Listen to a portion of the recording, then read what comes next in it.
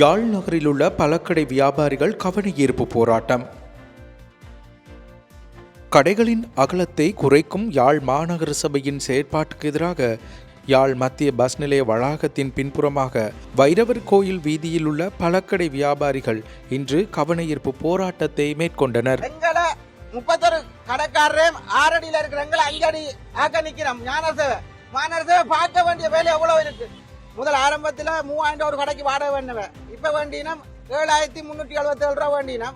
இந்த மாதம் சொல்லிக்கணும் இன்னொரு 300 ரூபா கூட போதாமண்டு. நாங்க வழி ஊட்டி கொடுக்கறதுல இந்த ஆட்சேபம் இல்லை. நாங்க கொடுக்கறதால எங்க கிராமத்துக்கு தான் அந்த அபிவிருத்தி போகுது நாங்க கொடுக்குற காசு.